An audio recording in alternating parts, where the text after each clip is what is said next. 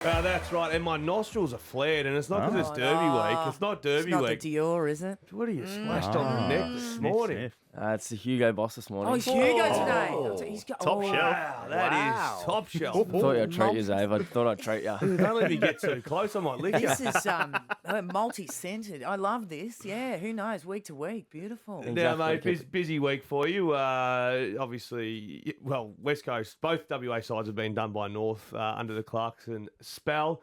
Day off today, but how have you reviewed the last couple of days? Yeah, it's not a great start to the year. Yeah. Not where we were hoping to be going into the Derby in round 3, but we've had a great few days. Review day on Monday, so that's always a tough one after a loss. But where do you sit in those meetings, out of interest? I'm about third row, just on the right. Right. So You're not in shot there. nah. Sometimes the coach just picks who's in front and say, really? perfect. Yeah. Oh, geez. There's a bit of a gap kind of in the middle. There's either guys at the front or guys at the back. Oh, so right. there's a couple in the middle, and they're That's where the scope goes. Yeah, I was Bang. going to say, who goes, I'll sit up there, or are they just late into the room and go, oh, geez, I got that seat? Yeah, and it's usually a bit of a change up, but the guys up the back are your Lukey Ryans and Hollywood Brennan Boulevard. Coxes. Yeah, they're just chilling up the back. Yeah. No, I used to sit next to Cyril because he never got in trouble. Oh, really? So it was like a magnet. Clarko would look away and I'd just be under his little halo.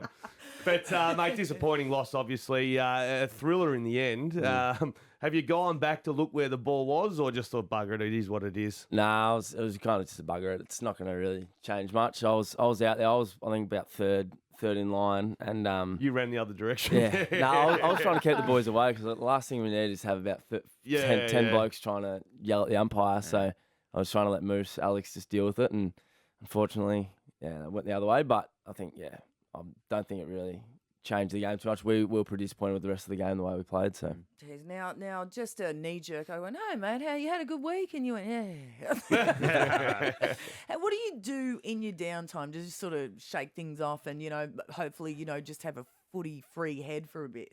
Yeah, I think immediately post game, it's just trying to process kind of what happened, and from an individual point of view and a team point of view, because it's pretty disappointing, and we wanted to be 2-0 at this point of the year, and so does everyone, but I guess, but where we are now, there's a lot of improvement left in us. And I think the biggest disappointment as a collective is that we're just not playing the footy that we believe we're capable of, and we're not even close to scratching the surface of that. And that's the disappointing thing. If you play your best footy and you get beaten by a better team, you can kind of cop that on the chin, but we just don't feel like we're giving ourselves the best chance. So we think we've got a lot of improvement left in us, but yeah, like you said, today will be a good one just to have a day off, just not think about footy too much, really.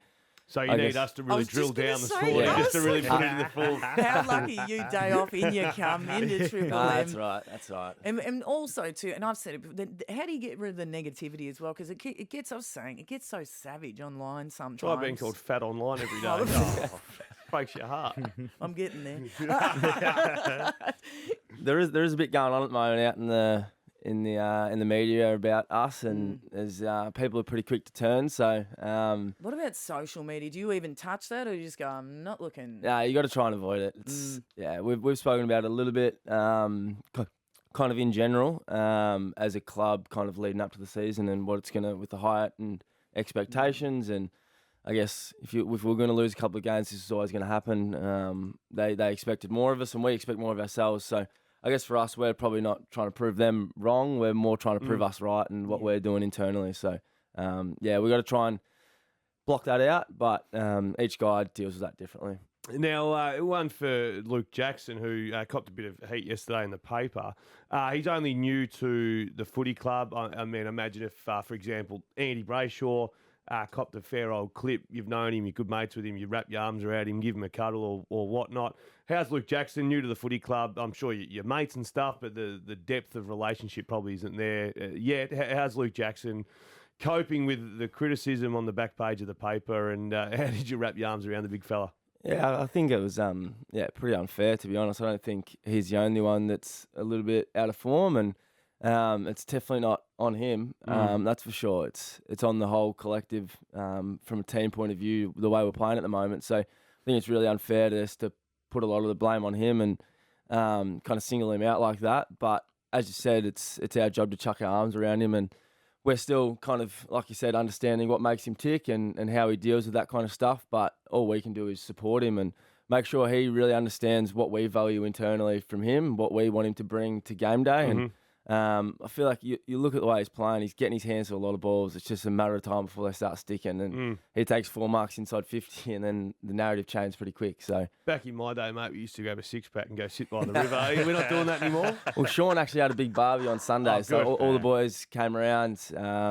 That was great. So Does pay for everything? Yeah, I was going to if say, you had to host? bring your own meat. well, What's he's going messaged on? me, can you please bring some meat? Can you bring some chairs? I don't have enough chairs. some And- chairs as I've well. got the chairs. I'm not bringing a slice of meat. I'll give you the tip. Mate, Derby week. Was it last year? Did you give away 150 or did you get 150? Nah, I gave it away. You gave away the I don't know 150. how. I still don't know how it's 150. So, Michelle, 50-metre penalty. Three of them. You've got to have done something to give away a 50. And how many 50s would you give away in a year?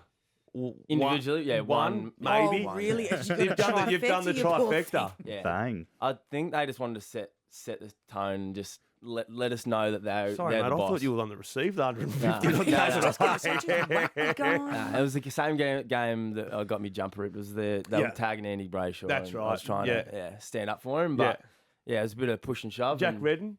Yeah, He's Jack no Redden. good, that bloke. Nah, we've always bumped heads. Yeah. Shaqo, but he has a crack. Which He's a is good. shocking human, Reddo. Well, time to get him back. Get them all back this week. Nah, Yeah. that Derby weekend, you're at the stage of the career now, and finals last year, of course, where Derbies are great, and the highlights of the old days where Pav and Gardner were going at it. Are you in the mould now where it is just a pretty standard game of footy? The supporters obviously passionately love, but you can't let your emotions get too high either way. Yeah, internally it's very much you're preparing like a normal game. So there's more of a build up externally, which is great. There's more being written about it. There's a lot being kind of written into what it means and what it means to both clubs, all that kind of stuff. But yeah, internally it's the same prep, the same everything. So we don't kind of buy into the whole hype and build up too much. But obviously there's a bit of extra feeling there, and the history between the two clubs is pretty fierce. So it's exciting. We really enjoy it.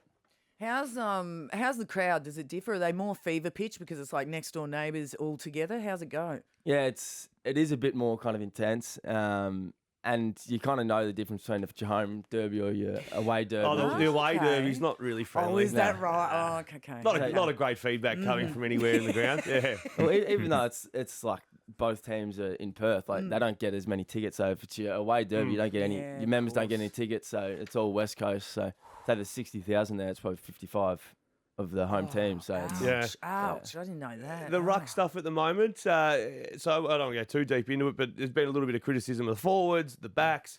I think you'd be pretty open and say that the mids need to start pulling the weight as well.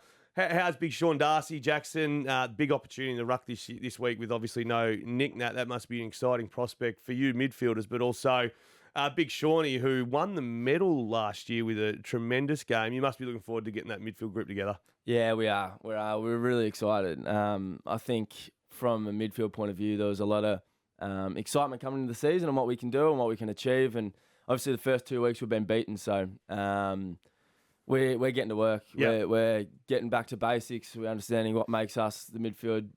What's a basic for you?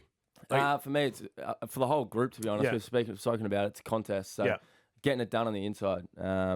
Where we feel like we're getting beaten in there at the moment, and they had some big guys playing on the weekend. Cunnington, Luke Davies, Hugh Greenwood. How strong's Cunnington? He's a tree. Like he can't be moved. Sean Darcy tried to end him, and he still managed to get the ball away. He's He's incredible. From the outside, he's one who battled cancer last year. Oh, wow. From the outside, and I'm sure you'd have ultimate respect as well. Great to see him play, but the way the big fella just wanders in.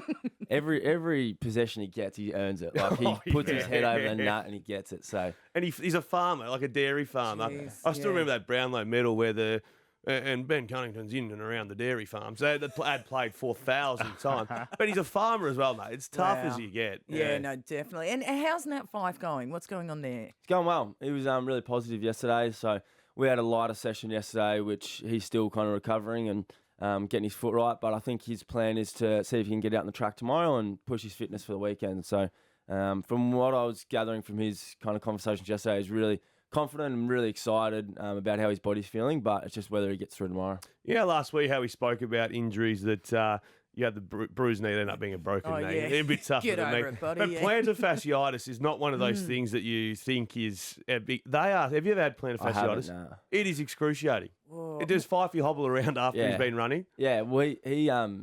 Yeah, he said he's had some tough injuries, like some stuff that he's played. He's played with a broken leg. Like he literally played on it. Jeez. And Serious? this thing for him to keep him out of the game on the weekend, it must be pretty sore. I You know, looked you it know what up. Robert Harvey did? Have you heard the story? Didn't he bash it Yeah, he until jumped off a table, snapped? snapped it. Yeah. To get it to snap a bit quicker than naturally. Oh, you're So, kidding yeah, me. because once it Oh, snaps or whatever, then it it can heal a bit Right. quicker and a bit freer. But last one from me, mate. West Coast this weekend. They got their game style up and running, bit of speed.